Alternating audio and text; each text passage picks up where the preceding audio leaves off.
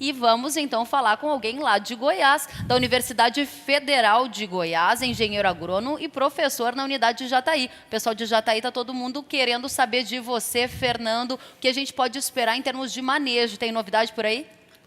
Olha, falar de manejo é um grande desafio nos dias atuais, né? Eu sempre digo, manejo integrado de pragas, ele não tem valor comercial. Ninguém compra e ninguém vende isso. Ele tem que ser criado dentro da propriedade, ele tem que ser criado pelo agricultor. E cada caso, cada situação é um caso. Tá? Muitas vezes a gente vê o conceito de que MIP é amostragem e controle químico. MIP não é isso, né? Essa é uma ideia errônea, muito simplista no manejo. MIP, a gente diz, é como a diplomacia. É a arte das possibilidades. E quais são essas possibilidades? São várias estratégias que nós temos e devemos utilizar no manejo de pragas. Enquanto nós continuarmos com essa ideia simplista de controle químico, que é a única ferramenta, ou mesmo a biotecnologia como única ferramenta, nós não teremos sucesso, nós não teremos sustentabilidade na agricultura. E eu digo sustentabilidade ecológica e econômica, principalmente. Né? Até quando nós vamos nos sustentar nesse modelo de manejo que nós estamos utilizando? Tá? Então, são várias estratégias, controle químico, o controle biológico, a biotecnologia, o controle cultural. Então, é nesse sentido que nós devemos trabalhar para construir um manejo dentro da propriedade, e é extremamente importante que consultores e agricultores tenham essa visão, que há necessidade dessa construção de se trabalhar pelo manejo integrado de pragas. Nós temos uma série de problemas que dificultam muitas vezes a implantação do manejo, mas eles são passíveis de ser contornados e nós podemos aplicar essa tecnologia de forma eficiente. Manejo é mais complexo que apenas controle químico. O alicerce está na amostragem, então nós temos que ter dentro da propriedade uma pessoa que conheça a praga, que conheça os hábitos dessa praga, para que ela possa identificar a que níveis estão essa população desse inseto. Né? E, em função disso, nós adotarmos as estratégias disponíveis, e não uma única estratégia, porque isso nunca funciona. Uma única estratégia é como uma casa. Um único pilar não sustenta essa casa. Nós temos que ter vários pilares e, assim, nós devemos trabalhar com várias estratégias, sendo essas estratégias os pilares da sustentabilidade da produção agrícola brasileira e mundial. Bom, são 3 pilares, você já deu a dica aí que 2 começaram a ruir, o terceiro está começando a entrar em xeque, e é sobre esses pilares que a gente vai conversar. Muito obrigada, Fernando, trazendo as informações também sobre manejo. Aí a gente fala, bom, temos tecnologias presentes, elas estão perdendo a efetividade cada vez mais cedo, e uma das práticas que não é feita é justamente o manejo. Essa história, né, Fernando, ela já foi repetida várias vezes, a tal ponto que chegou até o Congresso Nacional, onde parlamentares estudam criar uma lei para obrigar o produtor rural a fazer o refúgio. Será que esse é o caminho? Ou a gente faz um refúgio obrigatório em lei, ou não vai funcionar? Qual é a sua opinião? A lei, ela não garante que o agricultor vá utilizar refúgio ou essa tecnologia. Chega a esse ponto, vai precisar de lei mesmo? Eu acredito que isso não funcione, porque nós não vamos ter como fiscalizar a realização de refúgio. Isso é impossível num país desse tamanho, com essa quantidade de agricultores que estão presentes aqui. Né? Eu vejo, tomando o gancho aqui no que o João disse, né, ele disse das 3 safras, então essa ponte verde que nós temos, ele disse da visão simplista, que muitas vezes nós temos, e eu coloco um outro aspecto que a gente tem que se discutir, nós não fazemos manejo de insetos pragas. pessoal pode até assustar um pouco. O que eu vejo muitas vezes, agrônomos, agricultores, agrônomos que foram meus alunos, fazendo recomendações. Então, vai fazer uma aplicação de herbicida, adiciona um inseticida. Vai fazer a aplicação de fungicida, adiciona um inseticida. Então, ele está fazendo essas aplicações no escuro. Qual é o valor dessas aplicações ao se adicionar um inseticida no escuro? Qual é o retorno que você teria se você tivesse uma precisão dos níveis populacionais desses insetos presentes naquela área? Há necessidade da adição desse inseticida no momento da aplicação de um fungicida? Nós sabemos que fungicida, a aplicação é preventiva. Isso não pode ser feito na maioria dos casos com inseticida. A dinâmica populacional de inseto e doença é completamente diferente. Então, nós temos tempo para trabalhar em cima de insetos, para retardar o crescimento ou para bloquear esse crescimento populacional, o que não acontece com doença. Então, são duas coisas completamente diferentes que a gente tem que enxergar dentro desse agroecossistema que nós trabalhamos. Né? Então, enquanto nós tivermos essa visão, né, de fazer controle de pragas, nós precisamos fazer manejo de pragas. Então, nós temos aqui o caso claro da biotecnologia, que é um dos pilares, um dos excelentes pilares para o manejo integrado. E esse pilar está trincado já. E pilar trincado não sustenta uma casa, que seria agricultura, que seria sustentabilidade.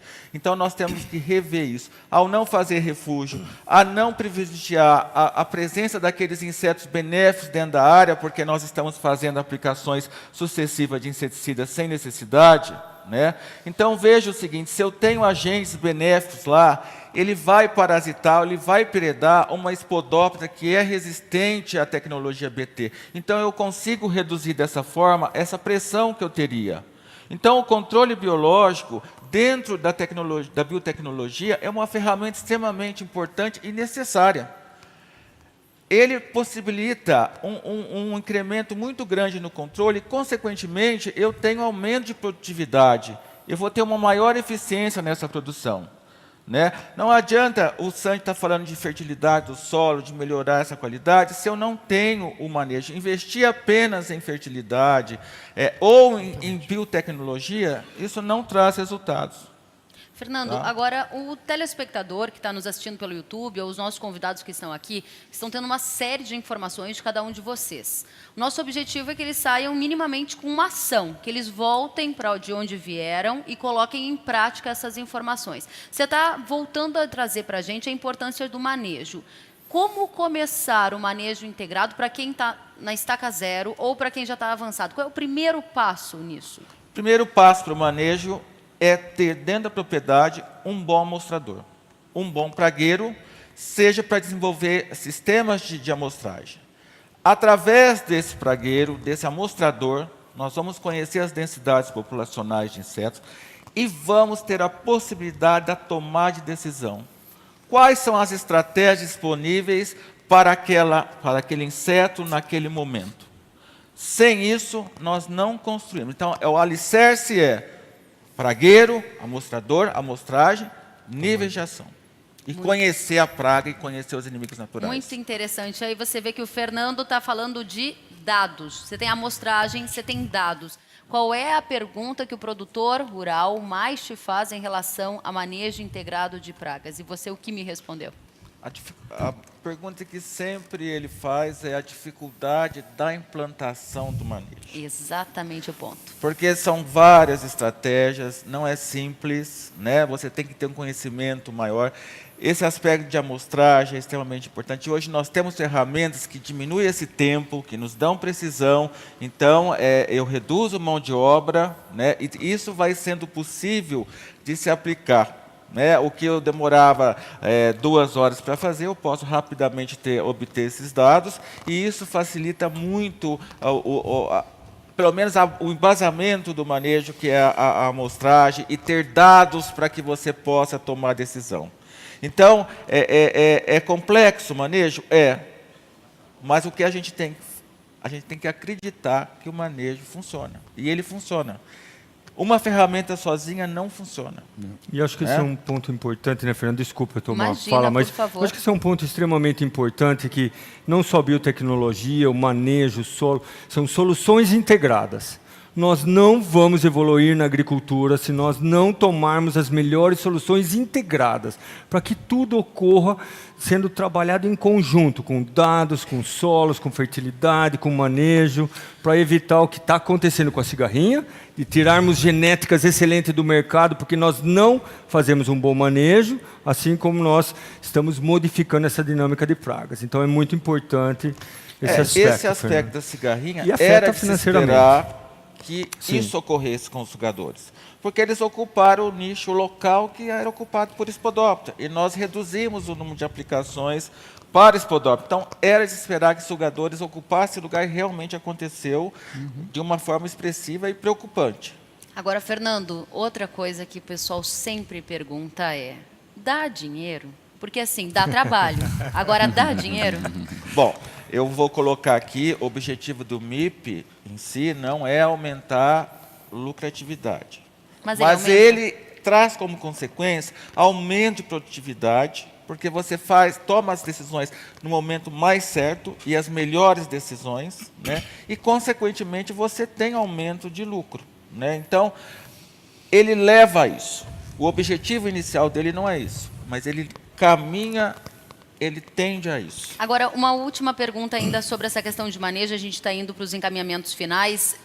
Há casos muito emblemáticos no Brasil de que eu, produtora rural, me dedico, vou lá, faço área de refúgio, estudo, aplico o manejo, mas meu vizinho faz tudo errado. E aí, como que fica? Isso me atrapalha. Como é que funciona essa situação quando você faz e o seu vizinho não faz? Isso acaba atrapalhando e até desmotivando, né? Na verdade, dentro da filosofia, deveria haver uma integração em micro-regiões desses produtores. Mas o meu vizinho não fazer, isso não impede que eu tenha sucesso no meu programa. Tá? Então, não necessariamente todos precisam fazer. O ideal seria que houvesse uma adoção maciça, né? Porque é uma ferramenta importante. Mas se isso não acontece, eu posso fazer, eu vou ter sucesso. Muito bom, então está explicadíssimo. Nós fizemos um trabalho junto com os consultores aqui da região de Cristalina, exatamente junto com o trabalho do Fernando, que ele apresentou no Congresso, olhando o manejo integrado de pragas, utilizando o manejo integrado versus o que o agricultor fazia na fazenda. Isso foi feito em mais ou menos 24 áreas, na região de Cristalina, Unai, com consultores, eram áreas comerciais, para ver exatamente esse ponto. Nós não esperávamos rendimento, mas esperávamos um melhor manejo da lavoura. Para nossa surpresa, teve sim. Teve um incremento de quase 200 quilos, e em alguns casos chegou a ficar até R$160 mais barato. Porque o agricultor, muitas vezes, ele mistura vários produtos para facilitar a operação, sem observar claramente qual é o objetivo dele fazer aquela entrada na lavoura naquele momento. Professor Fernando, as suas considerações? Eu deixo aqui a mensagem que nós precisamos repensar o manejo de insetos ou manejo de doenças, né? E deixar claro que um pilar não sustenta a casa. Nós não teremos sustentabilidade se nós não lançarmos mão de todas as ferramentas. O mais importante, pessoal, nós temos essas ferramentas. Elas estão disponíveis, né? Consultores, agricultores têm acesso a isso, né? Uma agricultura não com essa visão simplista, mas pensando de uma forma mais ampla, mais ecológica, mais sustentável, seja ambiental ou economicamente. Então, esse é o meu recado. Muito obrigado a vocês.